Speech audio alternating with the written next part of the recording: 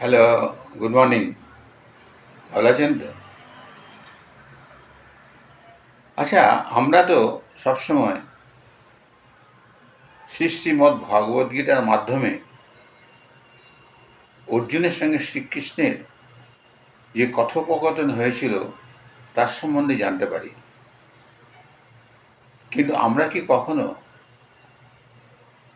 কর্ণের সঙ্গে শ্রীকৃষ্ণের তাদের জীবন নিয়ে যে টানাপোড়েন হয়েছিল সেটা আমরা জানি?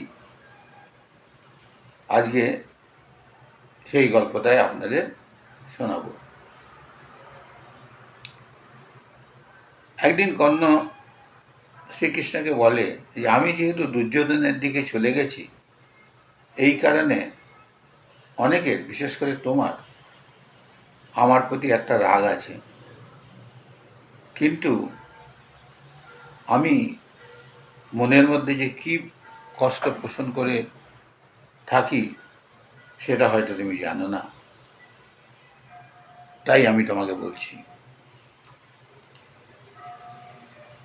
আমি জন্মাবার সাথে সাথেই আমাকে অ্যাবান্ডন চাইল্ড করে দেওয়া হয় এবং আমাকে বলা হয় যে আমি একজন অবৈধ সন্তান, এবং যেহেতু আমি ক্ষত্রিয় নয় সেই অর্থে দ্রোণাচার্য আমাকে তার অস্ত্রশিক্ষা থেকে বঞ্চিত করেন। পরশুরাম প্রথম দিকে আমাকে অস্ত্রশিক্ষা দিলেও পরবর্তীকালে আমাকে অভিশাপ দেয় যে আমি যেন সমস্ত শিক্ষা ভুলে যাই।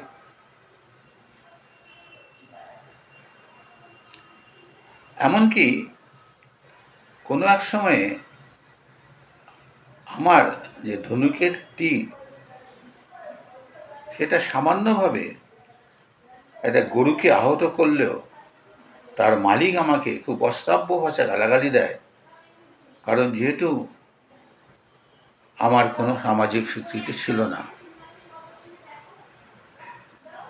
দ্রৌপদী স্বয়ম্বর সভায় আমাকে খুব বিচ্ছিরিভাবে অপমান করেছিল। কুন্তী তার নিজের অন্যান্য সন্তানদের বাঁচাবার জন্যে একসময় আমার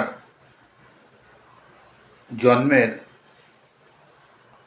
আসল ব্যাপারটা যদিও বলেছিল, কিন্তু সেটা আমাকে ভালোবেসে নয়, সেটা তার সন্তানের বাঁচাবার জন্যে। একমাত্র দুর্যোধনই যে আমাকে যথাযোগ্য সম্মান দিয়েছিল, এবং সেই কারণেই আমি কৌরবদের দিকে অংশগ্রহণ করি। তখন শ্রীকৃষ্ণ বলে যে দেখো কর্ণ, তুমি তো তোমার জীবনের অনেক নেগেটিভিটির কথা বললে, কিন্তু দেখো আমার জীবনেও তো এরকমভাবে প্রচুর আমার দুঃসময় হয়েছে। আমি জন্মের আগেই আমাকে মারার জন্যে কংস নানাভাবে চেষ্টা করে, এবং আমার জন্মই হয় কারাগারে। কারাগারে জন্মাবার পরে আমি আমার মা ও বাবার থেকে বিচ্ছিন্ন হয়ে পড়ি। তুমি তো তাও রাজ পরিবেশে অস্ত্রশস্ত্র ঝংকারে, যেখানে ধনুকের আওয়াজে বা হাতিশালার, তারপর অশ্বশালা, এইরকম একটা রাজ পরিবেশে জন্মগ্রহণ না করলেও তাদের সংস্পর্শে এসেছ। অথচ দেখো আমি তো জন্মের পরের থেকেই গোয়াল ঘরে এবং গোবরের মধ্যেই বড় হয়েছি, এবং আমি হাঁটতে শেখার আগেও আমাকে মারার জন্যে নানান রকমের চক্রান্ত করা হয়েছিল।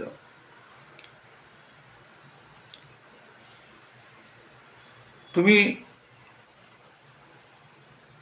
তোমার শিক্ষকদের দ্বারা অনেক সময় তোমার বীরত্ব হিসেবে অনেক রকমের ভাবে প্রশংসিত হয়েছিল, কিন্তু আমি তো সন্দীপন পাঠশালাতে ভর্তি হয়েছিলাম 16 বছর বয়সে। সুতরাং আমার জীবনের অধ্যয়নই শুরু হয়েছিল অনেক দেরিতে। যাই হোক, আজকে যদি কৌরবরা জয়ী হতো, তুমি নিশ্চয়ই একটা খুব বড় সাম্মানিক পদ পেতে। কিন্তু আজকে যে পাণ্ডবরা জয়ী হয়েছে, তাতে দেখো এখনও আমাকে অনেকেই দোষী করে, বলে যে এই যুদ্ধের জন্যে নাকি আমি দায়ী। যাই হোক, এই গল্পটার থেকে আমরা একটা জিনিস জানতে পারি যে life unfairness does not give you any licence. মানে এটা ধরুন শ্রীকৃষ্ণই অর্জুনকে শ্রীকৃষ্ণই কর্ণকে বলছে যে life unfairness does not give you licence to walk on wrong path. Life may be tough at few points, but destiny is not created by the shoes we wear, but the steps we taken. আশা করি আমার এই ভিডিওটা আপনার ভালো লেগেছে। দয়া করে subscribe করবেন এবং শেয়ার করবেন। নমস্কার।